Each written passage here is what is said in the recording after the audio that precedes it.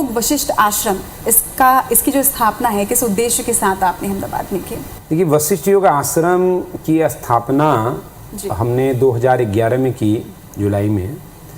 और इत्तेफाक ये था कि जब हम योग में आए, करीब 2009 अगस्त में मैं योग में आया हूँ। काफ़ी ऐसा नहीं कि बचपन से ही योग कर रहे हैं। एक धारणा ये भी है कि आप बचपन से योग कर रहे हैं तो ही आप बहुत कुछ कर सकते हैं। नहीं, आप देर से भी अगर सही योग को अपनाएंगे तो आप कभी भी रूपांतरित हो सकते हैं। वो मेरी व्यक्तिगत जर्नी भी है। तो 2011 में जब हमने स्थापना की वशिष्ठ योग आश्रम की, वशिष्ठ योग फाउंडेशन चैरिटेबल ट्रस्ट के तल पे, तो यही देखा कि जो योग शास्त्र में बताता है, जैसे शास्त्र कह रहा है, महर्षि पतंजलि, आसन क्या है, स्थिरम सुखम आसन। लेकिन हम देखें कि टीचर जो सिखा रहे थे, जो बड़े बड़े कार्यक्रम चल रहे हैं, वहाँ पर योग के नाम पर, योगासन के नाम पर एक्सरसाइज ही कराया जाता है। जैसे आप देखेंगे इस तरह लोग कर रहे हैं, तो ये योगासन नहीं। जो भी योग की समझ रखते हैं वो जानते हैं कि ये योगासन है, क्योंकि योग में स्थिरता है। अगर हम इसी चीज़ को इस तरह से करके रोक देते हैं, जैसे गोमुख आसन में करते हैं, तो ये देखिए स्थिर है और इसमें आप जो है प्राण की शक्ति को संचारित करने लगते हैं, ब्लड का सर्कुलेशन संचारित हो जाता है, मसल रिलैक्स हो जाता है। तो ये लाभ है। जब हम एक्सरसाइज करते हैं तो थकते हैं, हमारी ऑक्सीजन की आपूर्ति नहीं हो पाती क्योंकि हम ज़्यादा शरीर को यूज करते हैं और सांस कम ले रहे होते हैं। इसके उलट योगासन में हम शरीर को कम एक्टिव रखते हैं, स्ट्रेच ज़्यादा करते हैं और सांस लंबी गहरी लेते हैं। तो ये जो हमारे ऋषि मुनियों ने विज्ञान को समझा और उसको जीवन में अपनाया, तभी वो दीर्घ आयु, एक सफल जीवन को उन्होंने जिया है और उसकी सीख हमारे पास। लेकिन पश्चिमीकरण योग का भी हुआ है और उस योग के पश्चिमीकरण में हमारी जो सनातन सीख है वो हमसे कहीं खो गई है। और इसी को स्थापित करने के लिए, फिर से पुनर्स्थापन के लिए वशिष्ठ योग आश्रम की स्थापना हुई और यही उद्देश्य को लेकर के हम चल रहे हैं। क्या बात है। तो स्थापना कैसे हुई हमने ये तो जान लिया, लेकिन जहाँ तक मुझे जानकारी है, हम आज तो योग गुरु के रूप में धीरज जी को देख रहे हैं, लेकिन आपके अंदर एक जर्नलिस्ट भी है। आपने जर्नलिज्म के क्षेत्र में भी काफ़ी लंबा काम किया है। तो तब आप जिम्मेदारी निभा रहे थे लोगों को जागरूक करने की, खबरों के माध्यम से। आज आप योग को सही दिशा में और सही तरीके से लोगों तक पहुँचा रहे हैं। कैसे आपके मन में ये ख्याल आया कि मतलब अब मुझे योग करना है? दरअसल मैं Indian institute of mass com, भारतीय जनसंचार संस्थान है जेएनयू कैंपस में, काफ़ी प्रतिष्ठित संस्था है। जो भी मास कॉम में जाना चाहते हैं, पढ़ाई करना चाहते हैं, हर स्टूडेंट की एक तमन्ना होती है कि वहाँ से काश पढ़ाई की होती या करें। तो वहाँ से पढ़ाई करने के बाद करीब करीब 4 साल मैंने डिफरेंट चैनलों में काम किया।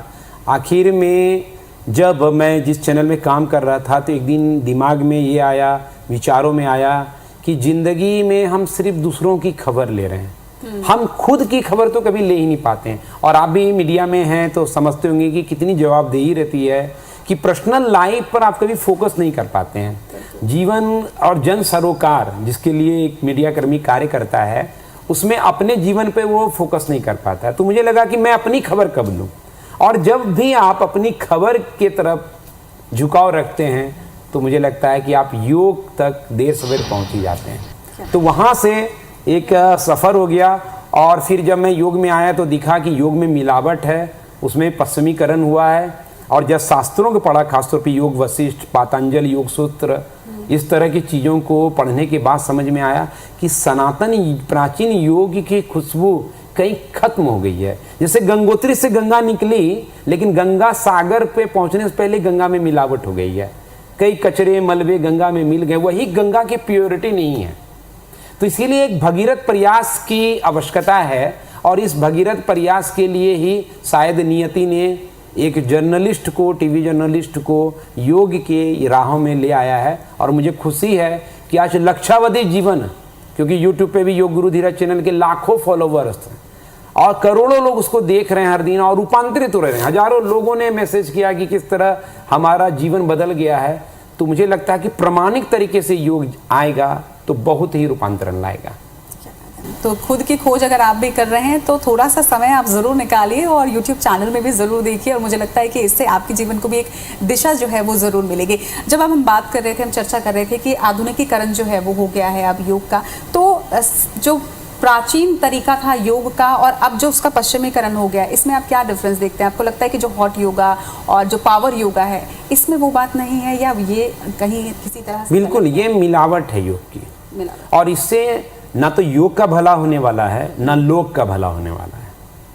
क्योंकि जो चीज़ जितना ऑर्गेनिक रहेगा, आजकल हम बात करते हैं कि ऑर्गेनिक खान पान, तो ऑर्गेनिक खान पान को लेकर के हम गए, पहले हम लोगों ने भोजन में कार्बाइड मिलाया या यूरिया दिया, काफ़ी सारी चीज़ें हुई, कीटनाशक छिड़काव किया, लेकिन वो उतना हेल्दी नहीं है आज के डेट में। तो हम ऑर्गेनिक फूड के तरफ जा रहे हैं। उसी तरह समय आ गया कि ऑर्गेनिक योग पे जाएं, जो एंशियंट रूट है योग का। क्योंकि हम टीवी चैनलों पे देखते हैं कि कई कार्यक्रम चल रहे हैं टीवी चैनल पे, बड़े बड़े लोग आ रहे हैं, लेकिन आप जब वहाँ देखते हैं कि मंच पे कोई व्यक्ति आपको इस तरह से उछालते हुए योग करा रहा है, तो मुझे लगता है कि ये क्या योग दिवस है या एक्सरसाइज दिवस है, और या इस तरह के मोमेंटम से हम वास्तविक में लोगों के जीवन में योग को पहुंचा सकते हैं। आप अगर सवाल करेंगे कि आपको योग के बारे में पता है, आप कहेंगे हाँ पता है। आप ये जहाँ मानते हैं कि योग लाभकारी है, आप कहेंगे हाँ लाभकारी है। तो फिर आप योग से क्यों नहीं जुड़ते हैं? चलिए एक और एस्पेक्ट पे बात करते हैं। अभी एक ग्लोबल स्कूल है इंटरनेट, किसी को भी किसी भी सवाल का जवाब चाहिए होता है, हम उस पर टाइप करते हैं और उससे जुड़ी जानकारी हमारे सामने होती है और हमको लगता है ये सही है, हम उस पर बिलीव भी करते हैं। आज अगर इंटरनेट पे मैं कुछ देखूं और आप मुझे वही चीज़ कह रहे हैं या कुछ उसके अलग कह रहे हैं, तो मैं इंटरनेट पर विश्वास करूंगी, आप पर शायद कम करूंगी। मतलब आप नहीं, इन सेंस किसी भी व्यक्ति पर मैं कह रही हूँ।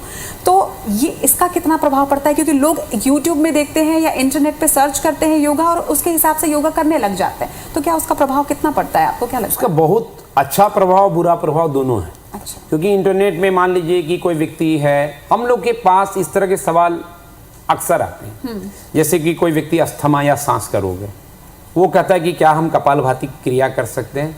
हम बोलते हैं कि कपालभाति, आप अगर श्वास की बीमारी है तो आप और ज़्यादा सांस जल्दी लेंगे तो आपका अस्थमा अटैक हो सकता है इवन। लेकिन उनको कहीं यूट्यूब पे कहीं बड़े लोगों ने भी समझा रखा है कि भाई अस्थमा है, श्वास रोग है, कपालभाति कीजिए। कपालभाति को रामबाण की तरह यूज किया गया है, सेल किया गया है, जबकि ऐसा नहीं है। कि जितनी भी फास्ट सांस की पद्धति है वो योग में टिकाऊ नहीं है, बताया नहीं गया। ऋषि मुनियों ने कहा कि चले वाते चलम चित्तम, यानी आपकी सांस तेज चलेगी तो आपका मन तेज भागेगा। तो कैसे एक योगी तेज सांस की प्रक्रिया को, कपालभाति क्रिया को, भस्त्रिका क्रिया को, इस तरह की तमाम क्रियाओं का बाढ़ आ गया है, उसको सेल कर रहा है जी। ऐसे में सामान्य व्यक्ति कंफ्यूज हो सकता है, यूट्यूब पे देखेगा उसको ही मान लेगा। तो जरूरी नहीं कि निगरानी में भी आकर के अगर गलत सीख दी जा रही तो उससे भी लोग भ्रमित हो रहे हैं। इसलिए सामान्य साधक, कोई योग रॉकेट साइंस नहीं है कि उसके लिए आपको वैज्ञानिक बनना है। ये जैसे है कि गुड़ खाने जैसा, आप कह रहे हैं कि गुड़ तीखा है, मैं कहूँ मीठा है, कोई गुड़ खा लेगा उसको खुद पता चल जाएगा। इसलिए आप थोड़े बहुत अभ्यास को आजमाइए कि आप कैसे करा रही, मैं कैसे करा रहा हूँ, तो आपको खुद पता चलने लगेगा कि कौन सा योगाभ्यास आपको शांति देता है, आपको रिलैक्सेशन देता है, आपको ऊर्जा से भर देता है, आपकी पर्सनालिटी में निखार लाता है। इन तमाम चीज को जो आपको देता है, थोड़ा बहुत अगर आप ऑनलाइन हैं, यूट्यूब पे हैं, गूगल से ही चीज़ों को पकड़ते हैं, तो जतन करके एक ऑथेंटिक गुरु की तलाश तो करनी ही पड़ेगी। और ये भी कहा जाता है शास्त्रों में कि एक दिन गुरु ही आपको तलाश लेता है, तो वो घड़ी आने दीजिए। गुरुजी, आपने एक किताब लिखी है योग संजीवनी, जिसमें आपके पूरे अनुभव हैं, सारी ही चीज़ें हैं, उसके बारे में कुछ बताइएगा। देखिए, योग संजीवनी का पहला ख्याल इसलिए आया, पेंगुइन के जरिए मुझे कहा भी गया कि आप कोई किताब लिखिए, हम चाहते हैं कि आपकी बातें लोगों तक आए, क्योंकि आप इतना कुछ कह रहे हैं और काफ़ी लोग उसको फॉलो कर रहे हैं, तो वो किताब रूप में आए। तो सबसे पहले मुझे यही ख्याल आया कि योग को इतने सारे शास्त्र हैं। आज मॉडर्न टाइम में हर व्यक्ति को समय नहीं है कि वो पातंजलि योग सूत्र पढ़ेगा, वशिष्ठ योग एक ग्रंथ की तरह है उसको पढ़ेगा, या गीता के लिए समय निकाल पाएगा। योग के निचोड़ हर जगह है। अब मॉडर्न टाइम में लोगों के पास समय नहीं है, तो योग संजीवनी एक तरह से समझ लीजिए कि शास्त्रों का निचोड़ है। कि आप अगर एक जगह चाहते हैं कि शास्त्रों के खजाने को एक जगह रख दिया जाए, तो आप योग संजीवनी पढ़ सकते हैं। कई छोटी छोटी बातें हैं कि जैसे कई सारे आसन हैं, हम कैसे याद रखेंगे कि किस आसन में कब सांस लेना है, कब छोड़ना है। मैंने एक चैप्टर में इतना छोटा सा टेक्निक दिया है कि एक सामान्य व्यक्ति भी समझ सकता है, उसके लिए गुरु की आवश्यकता नहीं। मैंने बता दिया कि ऑर्डर क्या हो, कि किस ऑर्डर में आप अभ्यास करें, कैसे सीक्वेंस बनाएं अपने अभ्यास का, फिर आपको गुरु की आवश्यकता नहीं। आपको मैंने बता दिया कि विभिन्न बीमारियों में, समस्याओं में कैसे जाने कि हमको क्या करना है। जैसे नेचर है ऑफ आसन कि बैक बेंडिंग है तब आप करें जब आपकी ऊर्जा की कमी हो, फॉरवर्ड बेंडिंग तब आप करें जब ज़्यादा आप स्ट्रेसफुल समझते हैं। उसी तरह सांसों के बारे में भी बताया है कि जैसे कि आप इमोशनली डिस्टर्ब हैं तो सांस का लेना और छोड़ना इक्वल रेशियो में करें, तनाव ज़्यादा है तो सांस को छोड़ने पे ज़्यादा फोकस करें। तो ऐसे सूत्रों को मैंने गढ़ा है जो अपने अनुभवों से सीखा है। यहाँ ज्ञान भी है, इंटरेस्ट भी है और एक समझ को गूंथा गया है जिससे आप स्वयं समझ सके। जो अभी आपका सवाल था कि यूट्यूब में यह आता है, कैसे समझे क्या सही है। योग संजीवनी रखिए, आपकी सारी नासमझी को समझदारी में चेंज कर सकता है। निश्चित तौर पर इंटरनेट हमेशा आपके साथ नहीं रह सकता, लेकिन मुझे लगता है कि अगर आपके पास योग संजीवनी है तो हमेशा ही आपके पास वो सूत्र जो हैं, जो गुरुजी ने दिए हैं, वो ज़रूर रहेंगे। आपने अपनी योग संजीवनी में वशिष्ठ प्राणायाम का जिक्र किया और कोरोना काल में लोगों ने माना भी है, योग की उपयोगिता तब और ज़्यादा बढ़ी है और मुझे लगता है कि विश्व भर में लोगों ने इसे और ज़्यादा कोरोना काल में भी अपनाया है। तो वशिष्ठ प्राणायाम के बारे में हमारे दर्शकों को कुछ बताइएगा। देखिए, वशिष्ठ प्राणायाम बहुत चमत्कारिक रूप में तब सामने आया जब कोरोना का असर आया। उसमें सबसे ज़्यादा समस्या क्या हुई, ब्रीदिंग की। लंग्स में इन्फेक्शन हुआ, लोगों की सांसें कमज़ोर होने लगी, एक समय ऑक्सीजन सिलेंडर की मारामारी होने लगी।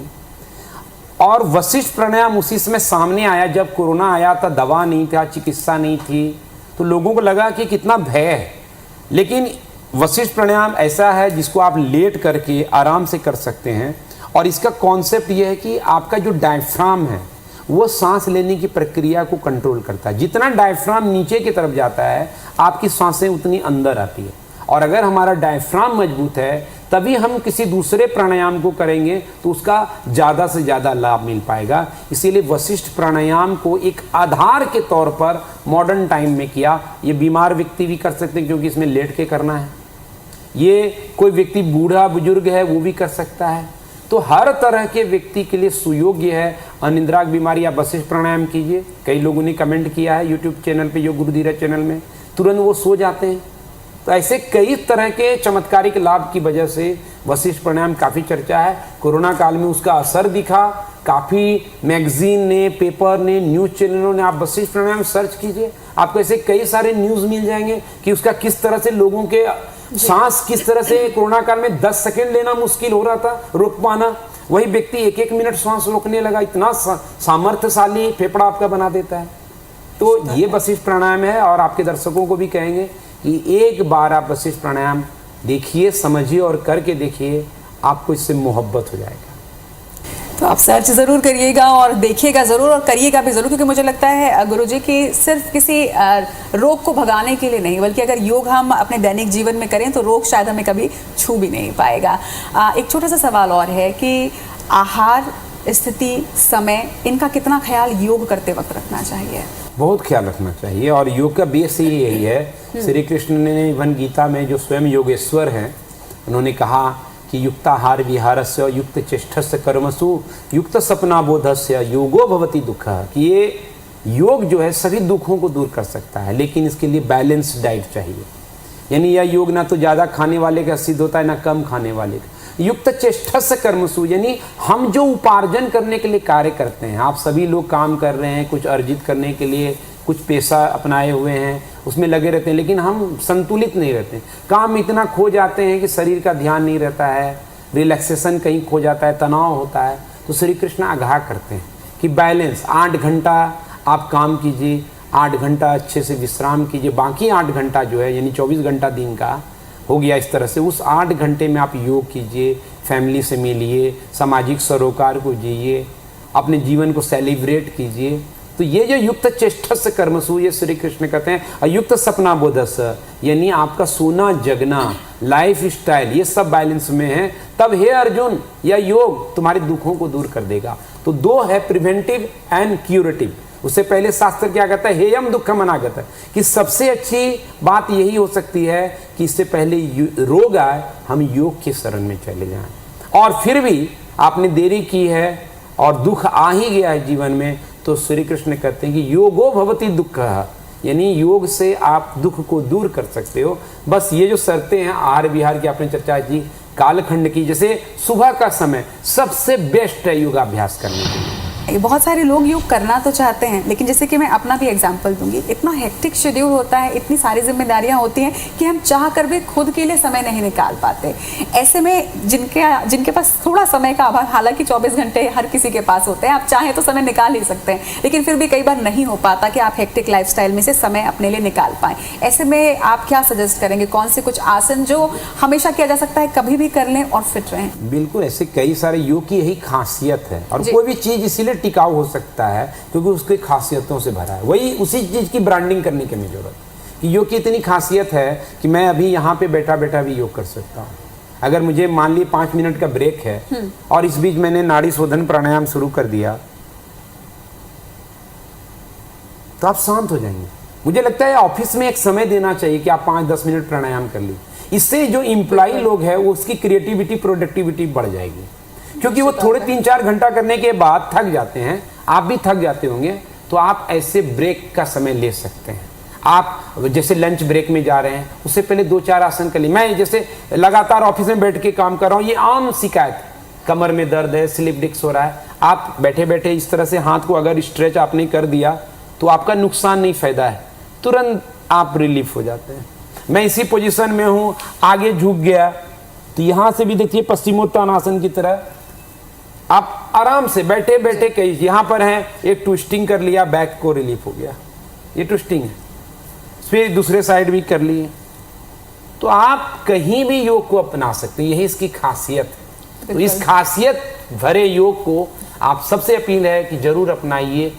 योग कहीं भी कभी भी किया जा सकता है, जरूरी नहीं कि आप पूरा 1 घंटा समय दें। 10-10 मिनट का भी ये समय आपको रिफ्रेश, रिन्यू, रिजुविनेट कर देगा। जो लाखों करोड़ों दर्शक इस वक्त IBC 24 में गुरुजी आपको सुन रहे हैं, वो निश्चित तौर पर अब आपसे जुड़ना भी चाहते होंगे, तो किस तरह से आपसे जुड़ा जा सकता है? चाहे वो सोशल प्लेटफॉर्म के माध्यम से हो या फिर भौतिक रूप से अगर आना चाहें तो क्या अहमदाबाद ही आना होगा या फिर रायपुर में भी कोई इकाई है? देखिए, एक तो डायरेक्ट आपने कहा कि आज ऑनलाइन का ज़माना भी है, सोशल मीडिया का ज़माना है, तो सबसे पहले तो हम चाहेंगे कि योग गुरु धीरज चैनल बहुत प्रामाणिकता से चीज़ों को परोस रहा है। कोई भी व्यक्ति अगर सही से समझ करके वीडियो को देखेगा, और ऐसे लाखों लोग हैं जो कर पा रहे हैं, नहीं तो लोग सामने भी अगर मैं सही नहीं बता पा रहा हूँ तो आप सही चीज़ को प्राप्त नहीं कर पाएंगे। इसलिए सवाल ये नहीं कि आप मेरे सामने हैं या दूर हैं, सवाल है आपका फोकस कितना है और सिखाने वाले का मन मिजाज कैसा है, उससे आपको रूपांतरण तय है। तो आप YouTube के जरिए जुड़ सकते हैं। इंग्लिश भाषा में पकड़ हो, लगे कि हिंदी हमारे वश की नहीं है, तो वशिष्ठ योग आश्रम का इंग्लिश चैनल भी है, आप उससे भी जुड़ें। जल्द ही हम लोग योग गुरु धीरज करके वेबसाइट लॉन्च कर रहे हैं, आप स्थापना दिवस के मौके पर वशिष्ठ योग का, आप उससे कई सारे ज्ञान को प्राप्त कर सकते हैं। योग संजीवनी बुक है, साथ ही वशिष्ठ योग आश्रम अहमदाबाद में कई सारे आवासीय, गैर आवासीय शिविर चलते हैं, आप उनसे जुड़ें। रायपुर की जहाँ तक बात की, तो रायपुर में जो सिंधु पैलेस है शंकर नगर में, वहाँ पर पूज्य सिंधु पंचायत की तरफ से एक स्थल परमानेंटली वशिष्ठ योग को बना करके दिया गया, उसके जनहित के सरोकार को देखते हुए, और उस जगह पर नित्य 6:30 से लेकर 8 बजे तक योगी गिरीश आहूजा के नेतृत्व में, जो छत्तीसगढ़ प्रदेश इकाई के प्रमुख भी हैं, तो उनके नेतृत्व में योग अभ्यास का सत्र चलता है। यहाँ हर दिन लोग आते हैं, अभ्यास करते हैं। आप भी आइए, शामिल हो सकते हैं। जो रायपुर वासी हैं उनके लिए सीधा आमंत्रण है। तो यहाँ भी आश्रम है, आप वहाँ भी जा सकते हैं। साथ ही योग संजीवनी किताब के माध्यम से भी आप उन तमाम सूत्रों को पढ़ सकते हैं, या फिर सोशल मीडिया प्लेटफॉर्म के माध्यम से आप योग गुरु धीरज जी से जुड़ सकते हैं। आज हमारे साथ इस चर्चा के लिए आपका बहुत बहुत धन्यवाद, क्योंकि एक ऊर्जा से भरी हुई ये चर्चा थी। साथ ही योग के बहुत सारे एस्पेक्ट्स में आज आपने ज्ञान दिया। हमारे दर्शकों से जाते जाते आप क्या कहना चाहेंगे? बस दर्शकों से यही कहना चाहूँगा कि योग की प्राचीनता, सनातनता को पकड़िए। वशिष्ठ योग आश्रम की जो मुहिम है कि ऑर्गेनिक योग को फिर से पुनर्स्थापित करना, हमारे ऋषि मुनियों की जो धरोहर है जिससे आप हमेशा निरोग रह सकते हैं, उसको अपनाइए, योग का अंग बनिए। यही योग दिवस पर संकल्प है। आप सभी दर्शक इस चीज़ को, इस इंटरव्यू के जरिए जो हम लोग मैसेज दे रहे हैं, इसको भी शेयर करें ताकि आगे बात दूर तक पहुँचे। एक बार फिर से आपका बहुत बहुत आभार और शुक्रिया आज हमारे साथ इस चर्चा में जुड़ने। धन्यवाद। तो जीवन संतुलन का नाम है। मन, शरीर और आत्मा का संतुलन बनाए रखने के लिए योग से जरूर जुड़िए। आज के हमारे इस खास कार्यक्रम में आज के लिए इतना ही। मुझे दीजिए इजाजत। नमस्कार।